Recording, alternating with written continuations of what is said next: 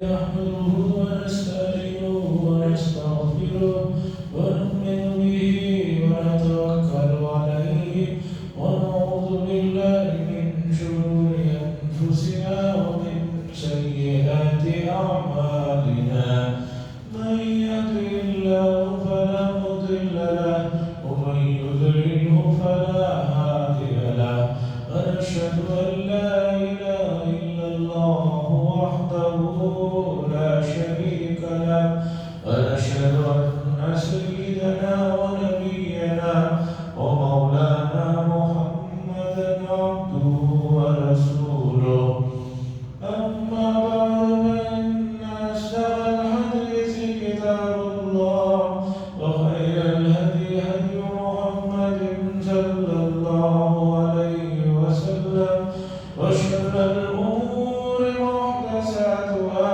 وكل محدثة بدعة وكل بدعة ضلالة وكل ضلالة في النار. قال الله تبارك وتعالى في القرآن المجيد والفرقان الحميد يوم لا ينفع مال ولا بنون إلا من أتى الله بقلب سليم. وقال صلى الله عليه وسلم لما سئل الصحابة عن الأضحية سنة أبيكم إبراهيم أو كما قال صلى الله عليه وسلم. حضرات، یہ بات کہ قرآن مجید ایسی اکلوتی دنیا میں کتاب ہے جسے جتنا بھی پڑھا جائے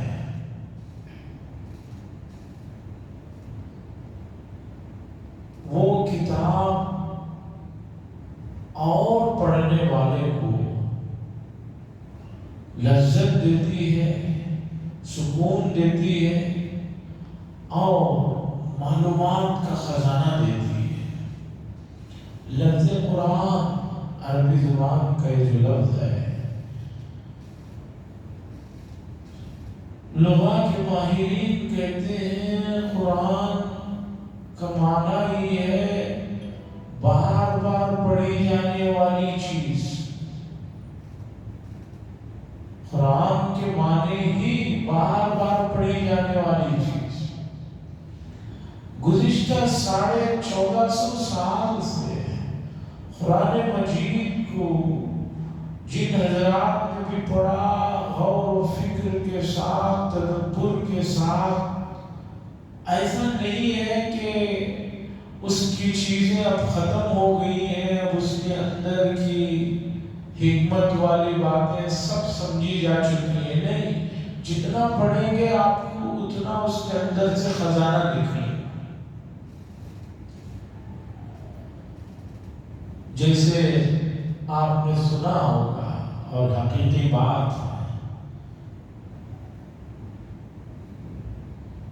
زمین میں پانی کا علم رکھنے والے ماہرین یہ کہتے ہیں کہ بڑے سے بڑا کنواں بھی 100-150 سال کے بعد یا تو اس کا پانی بے مزہ ہو جاتا ہے یا کم ہو جاتا ہے یا نیچے چلے جاتا ہے. لیکن اللہ کا کرشمہ دیکھیے کہ گزشتہ 4500 سال سے زمزم کے کنویں سے پانی نکل رہا ہے.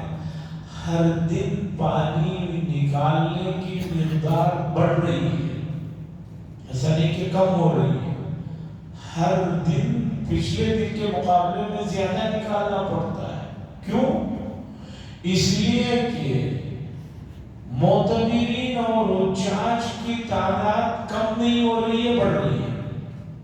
پہلے کبھی سنتے تھے کوئی آدمی ایک عمرے کو گئے، اب روزانہ آپ چھوٹے چھوٹے گاؤں دیہاتوں سے بھی لوگ عمرے کو جاتے، پہلے تو حج کو جاتے تھے جسے اللہ مقدر فرماتا، اب پورا سال عمرہ ہے اور 10 سے 15 لاکھ لوگ ہمیشہ حرم میں رہتے ہیں۔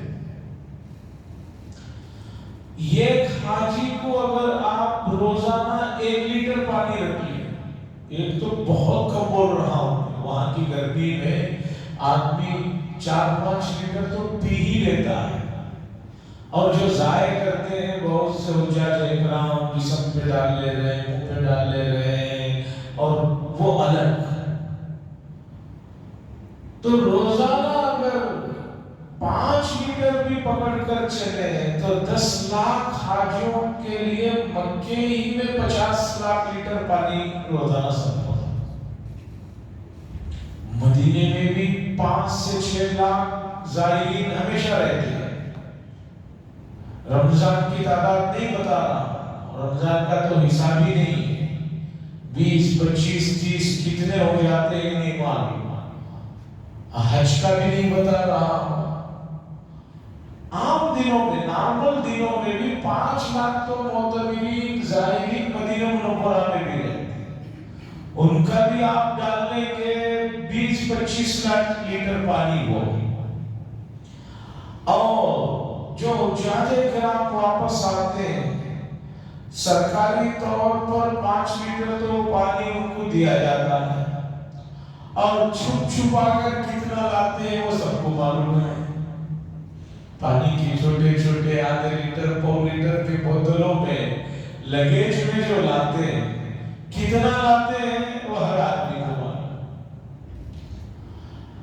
اور اس کے علاوہ بہت سے مساجد میں، وہاں حرم میں زمزم کا پانی رکھا جاتا ہے، اور بہت سے لوگ کدئی بول کر ایک جگہ ہے مکے میں، وہاں سے 1 ہی منٹ نہیں 10 سیکنڈ میں 20 لیٹر پانی بھر جاتا، اتنا تیز آتا ہے، اتنے نل لگے ہوئے، کمروں میں لے جا کر رکھ کر مکے کے لوگ، دوسرے لوگ ادھر ادھر سے جو بھی آتے ہیں لے کر جاتے ہیں۔ میرا خود زندگی کا ایک لمبا تجربہ ہے، 100-150 لیٹر پانی ہم لوگ جاتے 2 منٹ میں پکڑ کر لا کر اپنے روموں میں رکھتے کہ بھئی ہمیشہ ہمیں زمزم ہی پینا۔ اس کے جو فائدے ہیں، برکتیں ہیں، وہ الگ ہیں، اس کا تو شروع کریں گے تذکرہ وہ ختم نہیں ہوگا۔ 10 سال کی میری اپنی زندگی میں شاید مجھے کبھی جو ہے دوا کھانے کا موقع نہیں پڑا۔ تو روزانہ آپ سوچئے، موٹا موٹا حساب کچھ کم علم نے جو آپ کے سامنے رکھا، 1 کروڑ لیٹر تو ہو ہی جا رہا ہے، وہ بھی حج اور رمضان کا سیزن چھوڑ کے۔ اور 4,500 سال سے آپ دیکھ رہے ہیں کہ پانی کچھ کم نہیں ہوا ہے، اور آپ دیکھ رہے ہیں کہ کنویں کو اور نیچے لے جانے کا کوئی گزشتہ 50-60 سالوں میں وہاں نکاح نہیں ہوا کہ نہیں بھی پانی کم ہو گیا ہے، اسے ذرا اور نیچے کرنا ہے، کنواں کھودنا ہے، ایسا کبھی نہیں ہوا۔ اور زمزم کے جو جھرے ہیں وہ اتنے پاورفل اور تیز ہیں، 1990 اور 95 کے زمانے کی بات ہے کہ ملک عبدالعزیز گیٹ کے سامنے صفا مروہ کے پہاڑیوں کے بعد جو بادشاہوں کے محلات ہیں جبل ابی قبیس کے پاس، وہاں جب ان محلات کی تعمیر کا کام چل رہا تھا تو پلر ڈالنے کے لیے کسی جگہ کھودا گیا تو وہ شاید وہاں سے جھرا تھا، اور اس کے بعد جو وہاں پانی نکلنا شروع ہوا ہے، اس پانی کو روکنے کے لیے بہت دن محنت کرنا پڑا۔ بات میں سمیٹتے ہوئے یہ بتانا چاہ رہا ہوں کہ اللہ کی ایک بنائی ہوئی چیز زمزم کے کنویں کی یہ خوبی ہے کہ ختم نہیں ہو رہی ہے، پانی میں کوئی اس کے اندر کے مزے میں، اس کی تاثیر میں کمی نہیں ہو رہی ہے، روحانی بھی جسمانی بھی، جسمانی اعتبار سے، میڈیکلی اعتبار سے جو فٹ ہے وہ بھی ہے، اور روحانی طور پر حدیث میں ہے کہ جو آدمی جو پاکیزہ نیت سے پیتا ہے اللہ تعالیٰ اس کی نیت کو پورا کرتا ہے۔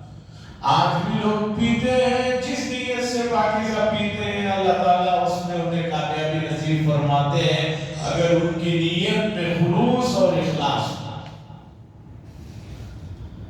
اب اس کا یہ عالم ہے تو قرآن مجید جو اللہ کا کلام ہے،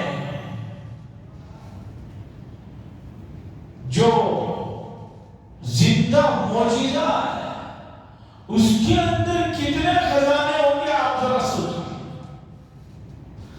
اسی قرآن مجید میں اللہ تعالیٰ نے حضرت ابراہیم علیہ السلام کے تذکرے جو الگ الگ مقامات پر ذکر فرمائے ہیں، میں مطالعہ کر رہا تھا حضرت ابراہیم علیہ السلام کی شخصیت پر، تو مجھے سورۃ الشعراء میں 19ویں پارے میں ایک سورت ہے سورۃ الشعراء، اس میں انبیاء علیہ السلام کا تذکرہ ہے، اور اس میں ابراہیم علیہ السلام کے تذکرہ بھی ایک رکوع پر مشتمل۔ اس میں اللہ تبارک و تعالیٰ نے ابراہیم علیہ السلام کی دعاؤں کو، ان کی فریادوں کو، ان کی اللہ سے مانگنے کو ذکر کیا، اور انہوں نے کیا مانگا ان میں سے چند چیزوں کو ذکر کیا۔ اسی رکوع کے اندر کی ایک آیت میں نے پڑھا ہے، اسی آیت کو آگے سمجھنے کی ہم لوگ کوشش کرتے ہیں، اس لیے کہ ابراہیم علیہ السلام ہمارے جد امجد ہے، اور ہم ان کے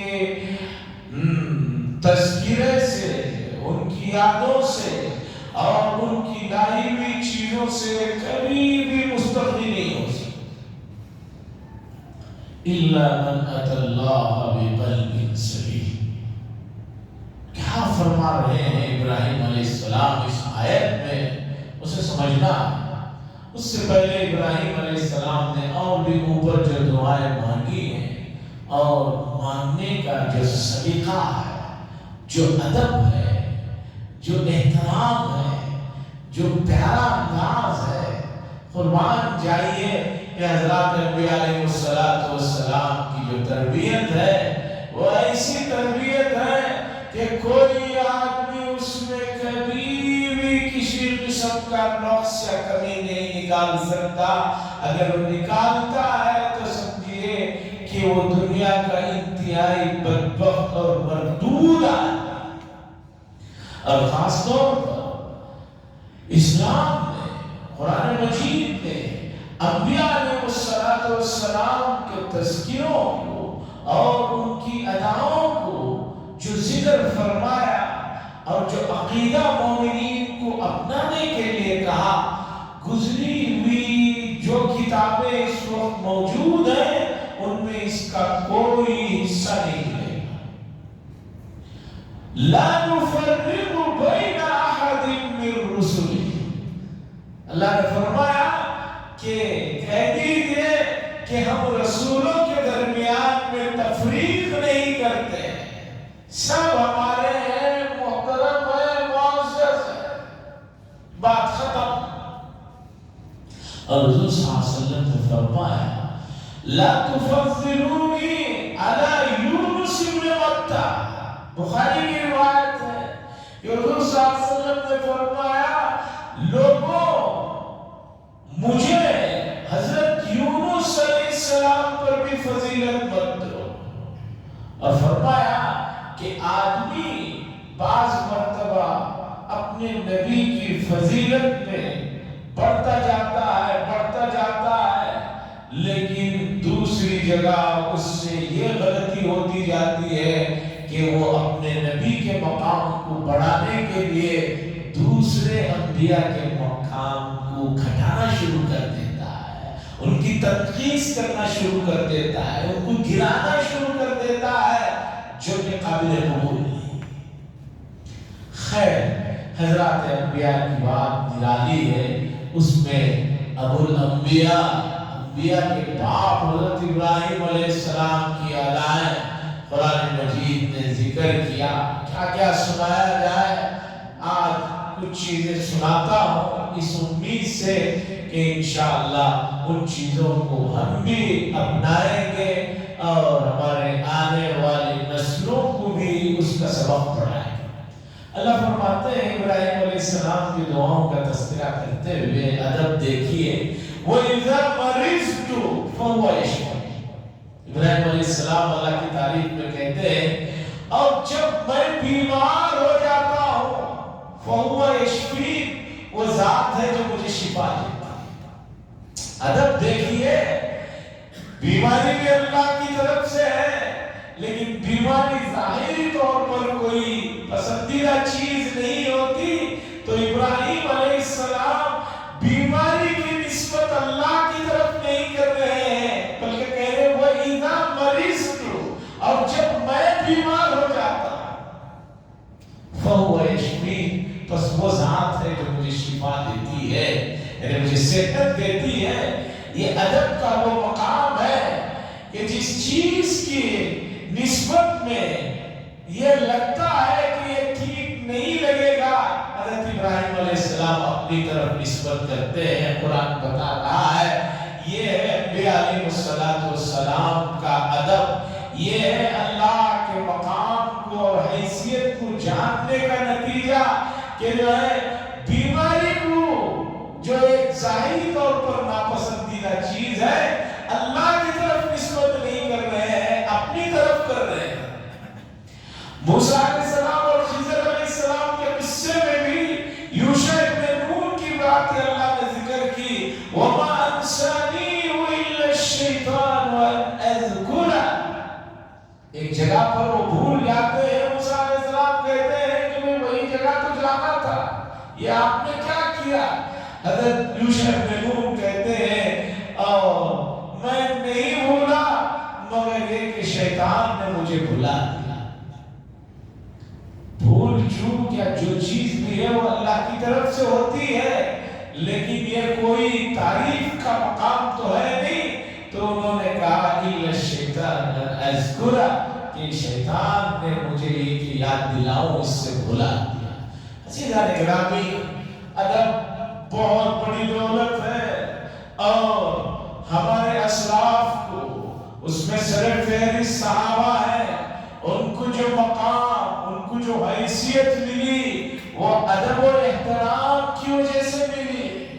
رسول اللہ صلی اللہ علیہ وسلم سے صحابہ کی محبت اور ادب کا یہ عالم تھا کہ نظر بھر کر کبھی رسول اللہ صلی اللہ علیہ وسلم کو دیکھنے کی جو ہے جرات نہیں فرماتے۔ صحابہ کہتے ہیں کہ کوئی گاؤں سے آدمی آ جاتا مدینے میں تو ہم خوش ہو جاتے ہیں، کیوں؟ اس لیے کہ گاؤں کے لوگ، ان کو کوئی اس طرح کا ڈر، خوف یا ادب کا مسئلہ نہیں ہوتا تھا، وہ آ کر سوالات کرتے تھے تو ہم خوش ہو جاتے کہ بھئی ان کے سوالات کی وجہ سے ہمارے علم میں اضافہ ہو رہا ہے، ہمیں معلومات ہو رہے ہیں۔ عزیزان گرامی، صدیق اکبر، حضرت عمر بن خطاب رضی اللہ تعالیٰ عنہ جیسے صحابہ کا عالم یہ تھا کہ نظر بھر کر رسول اللہ صلی اللہ علیہ وسلم کو نہیں دیکھتے تھے اور آواز اونچی نہیں کرتے تھے۔ تو انبیاء کا جو ادب ہے، جو احترام ہے، وہ حضرات صحابہ نے کیا، اور جن لوگوں نے بھی کیا انہوں نے بڑا مقام پایا۔ اس کے بعد تابعین کو دیکھیے، جن لوگوں نے بھی قرآن و حدیث کے ادب کا احترام کیا ان کو بہت کچھ ملا، اور دنیا میں بہت سے لوگ بہت علم ہونے کے باوجود قرآن و حدیث کا جو احترام ہے اسے نہیں کیا تو ان کو کچھ بھی نہیں ملا۔ میں نے پہلے بھی بتایا تھا، ایک حدیثوں کی انڈیکس کو تیار کیا گیا ہے، 12 حدیث کے کتابوں کا انڈیکس تیار کیا گیا ہے، کون سی حدیث کس کس کتاب میں کس جگہ پر کہاں کہاں کتنے مرتبہ کن الفاظ کے ساتھ آئی ہے. 12 حدیثوں کی کتابوں کا انڈیکس ہے اور اس میں مسند امام احمد بن حنبل حدیث کی کتاب بھی ہے جو 50 جلدوں پر مشتمل ہے. جانتے ہیں اتنا بڑا انڈیکس تیار کرنے والا کون ہے؟ ایک یہودی ہے. علم تو اتنا لیکن عظمت اور محبت نہ ہونے کی وجہ سے ایمان کی دولت سے محروم رہا. عزیزان گرامی، آج قرآن و حدیث کا ادب، اس کا احترام، اس کی محبت دن بدن جو ہے کم ہوتی جا رہی ہے اور اس کے نقصانات ہم دیکھ رہے ہیں. اور خدا جانے اور کتنی آفتیں اور کتنی مصیبتیں اور کتنی بلائیں دیکھنا ہے، اللہ بہتر جانتا ہے. آئیے میں حضرت ابراہیم علیہ السلام کی دعاؤں میں سے ایک چیز جو انہوں نے ذکر کی اسے سنا تھا. وہ فرماتے ہیں وَلَا تُخْزِنِي يَوْمَ يُبْعَثُونَ. اے اللہ، قیامت کے دن جب آپ سب کو جمع فرمائیں گے، اٹھائیں گے، اس دن رسوا نہ فرمائیے. کون کہہ رہے ہیں؟ ابراہیم علیہ السلام، ابو الانبیاء کہہ رہے ہیں اے اللہ وَلَا تُخْزِنِي يَوْمَ يُبْعَثُونَ. اللہ، میدان حشر میں جب آپ لوگوں کو اٹھائیں گے، جمع کریں گے، اس دن مجھے رسوا نہ فرمائیے. جن کے خاندان میں، جن کی نسل میں 70,000 انبیاء آئے ہیں، وہ نبی میدان حشر کی فکر میں اللہ سے دنیا میں جو دعا مانگ رہے ہیں اللہ اسے ذکر فرما رہے ہیں. اور ایک آج امت ہے، آخرت کا مسئلہ تو لوگوں کے ذہنوں میں بہت دور تک بھی جو ہے نظر نہیں آتا. آگے فرماتے ہیں حضرت ابراہیم علیہ السلام میدان حشر کا یوم لا ينفع مال ولا بنون، وہ دن جس دن نہ مال کام آئے گا نہ بیٹے کام آئیں گے. ابو الانبیاء 70,000 انبیاء جن کی نسل میں آئے ہیں، وہ کہہ رہے ہیں کہ میدان حشر میں ایک موقع ایسا رہے گا کہ وہاں پر نہ بیٹے کام آئیں گے نہ مال کام آئے گا.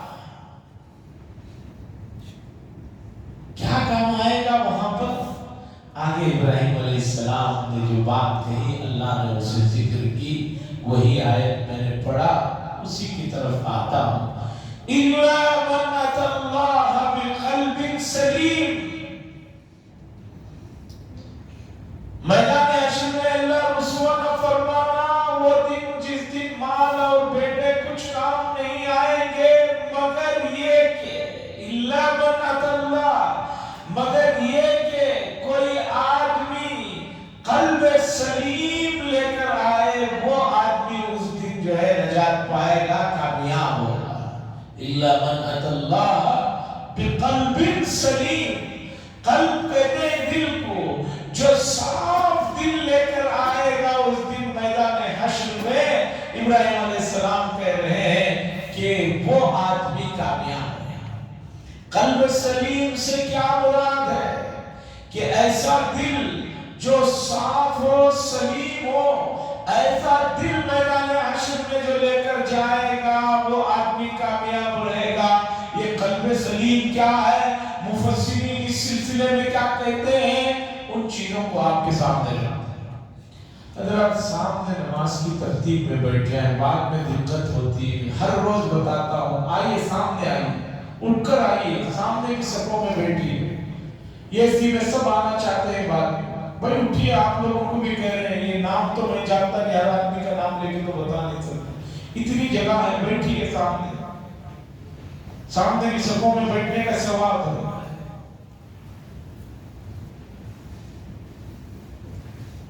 اگر کسی کو جلدی رہتی ہے تو اوپر کے حصے میں چلے جائے، وہاں تو نظر نہیں آتا، کچھ کہہ بھی نہیں سکتے.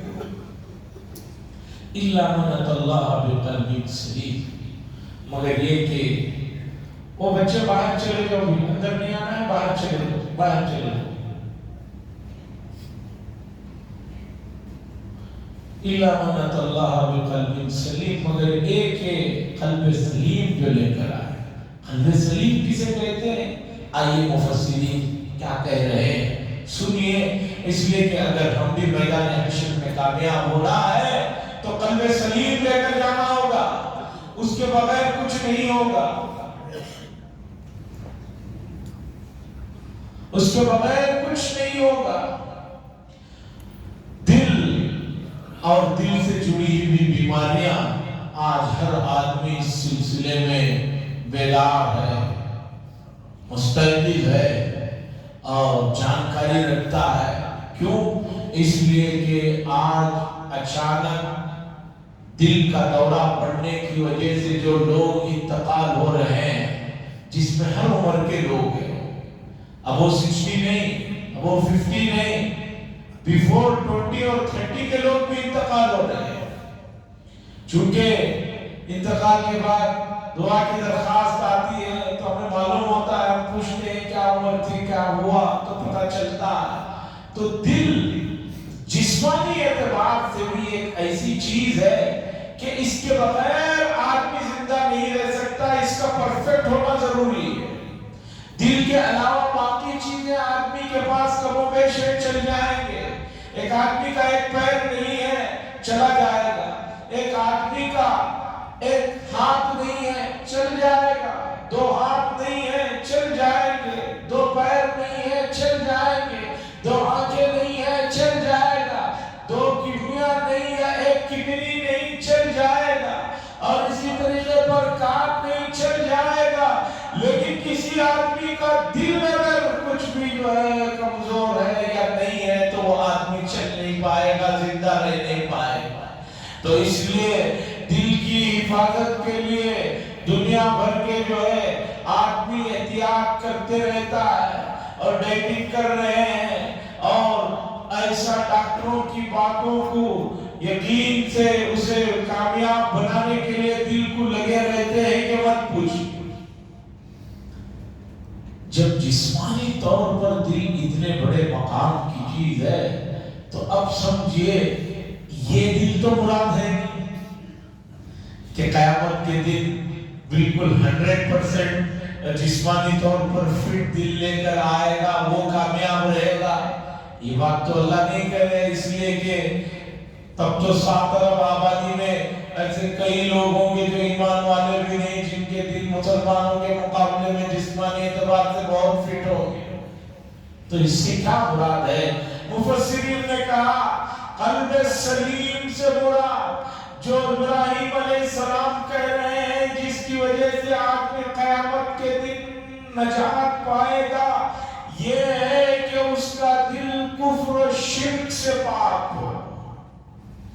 جس دل میں کفر و شرک کی تھوڑی سی بھی آمیزش ہوگی، تھوڑے سے بھی داغ دھبے ہوں گے، وہ دل قلب سلیم نہیں ہے. اور جو قلب سلیم نہ ہوگا وہ آدمی قیامت کے دن کامیاب نہیں ہوگا، میدان حشر میں وہ پریشان ہے. تو کفر و شرک سے پاک ہونا ضروری ہے. کفر و شرک کے سلسلے میں مسلمانوں کی جو نالج ہے، جو معلومات ہے، وہ بہت چھوٹی ہے. مسلمان بہت سے سمجھ رہے ہیں ہم مسلمان گھرانے میں پیدا ہوئے ہیں، عید برات پر اسی طرح جمعہ کی نماز پڑھ لیتے ہیں تو سمجھیے کہ ہم کفر و شرک سے پاک ہیں، ہمارے پاس تو اس کا دور دور تک شائبہ نہیں. عزیزان گرامی، کفر و شرک کے سلسلے میں بہت حساس ہونے کی ضرورت ہے. میں شیخ عبدالعزیز بن باز رحمہ اللہ کا ایک فتویٰ سناتا ہوں. شیخ بن باز رحمۃ اللہ علیہ نے فرمایا کہ جو آدمی یہ سوچے کہ اللہ کی شریعت اور اللہ اور اس کے رسول کے قوانین کے مقابلے میں دنیا کی پارلیمنٹوں میں بنائے ہوئے یا کسی ملک میں یا کسی مذہب کی کوئی چیز قرآن و حدیث سے بہتر ہے تو سمجھیے کہ وہ اسلام کے دائرے سے نکل چکا ہے. کہہ نہیں رہا ہے، دل میں سوچ رہا ہے کہ ابھی اسلام والوں کے پاس تو یہ قانون ہے اور دنیا کا قانون اس سلسلے میں یہ ہے، مجھے یہ اچھا لگ رہا ہے، اتنا کوئی سوچے گا تو ایمان کے دائرے سے نکل جائے۔ آج ہمیں غیروں کی باتیں بہت اچھی لگتی رہتی ہیں، اسلام کی بات کو سنایا جائے، بتایا جائے تو لوگ کہتے ہیں کہ بھئی اس پر عمل کرنا مشکل ہے۔ جو آدمی یہ سوچتا ہے کہ اسلام کے کسی حکم پر عمل کرنا کسی بھی زمانے میں کسی بھی علاقے میں مشکل ہے تو وہ اللہ کے دیے ہوئے قوانین کے بارے میں گویا یہ کہہ رہا ہے کہ اللہ نے ایسی چیزیں دی ہیں کہ اللہ کو معلوم ہی نہیں، نعوذ باللہ، کہ اس پر عمل کرنا مشکل۔ عالم الغیب والشہادہ، اس ذات کے بارے میں، اس کے لائے ہوئے اور دیے ہوئے قوانین کے بارے میں یہ سوچنا انسان کو ایمان کے دائرے سے نکال کر رکھ دیتا ہے۔ عزیزان گرامی، شریعت نے اسی لیے تشبہ سے سختی کے ساتھ منع کیا، لوگوں غیروں کی مشابہت مت اختیار کرو، ورنہ غیروں کی پہلے تو چھوٹی چھوٹی چیزیں پسند آئیں گی، بعد میں آگے چل کر ان کی ہر چیز تمہیں پسند آئے گی، اور جب ان کی چیزیں پسند آئیں گی تو دل کے اندر سے ایمان اور ایمان کی محبت نکل جائے گی۔ من تشبہ بقوم فہو منہم، جو جس قوم کی مشابہت اختیار کرتا ہے وہ انہی میں سے ہے۔ اسی لئے قرآن نے فرمایا یا ایھا الذین آمنوا لا تتخذوا عدوی وعدوکم اولیاء، اے ایمان والو، اللہ اور اللہ کے رسول کے دشمنوں کے ساتھ دوستی نہ کرو۔ دلی دوستی کرو گے تو ان کے کفر اور شرک اور ان کے برائیاں تمہیں بہت جلد اچھے لگنے لگیں گے، جس کی وجہ سے تم ایمان سے نکل جاؤ۔ عزیزان گرامی، ابراہیم علیہ السلام بتا رہے ہیں کہ قیامت کے دن اللہ صرف انہی کو کامیاب کریں گے جو قلب سلیم لے کر آئے۔ قلب سلیم کہتے ہیں وہ صاف ستھرا دل کہ جس کے اندر کفر و شرک کی کسی بھی طرح کی کوئی آمیزش، کسی بھی طرح کا کوئی داغ و دھبا نہ ہو۔ اب آپ سوچئے کہ اس دل کو قیامت کے میدان میں لے جانے کے لیے دنیا میں تو وہ دل ویسا ہو تبھی تو اس طرح کا دل لے کر جائیں گے۔ یہاں پیکنگ ایک ہو رہی ہے اور آپ سوچیں کہ وہاں جائیں گے تو وہ پیکنگ بدل جائے گی۔ آم کا درخت ڈالے ہیں اور آپ اخروٹ کی اور انگور کی اور جو ہے انار کی امید رکھیں تو بیکار ہے۔ یہاں اگر آپ کا دل کفر شرک کی آلائش سے پاک نہیں رہے گا تو میدان حشر میں جب اٹھیں گے تو کہاں پر وہ دل ہوگا۔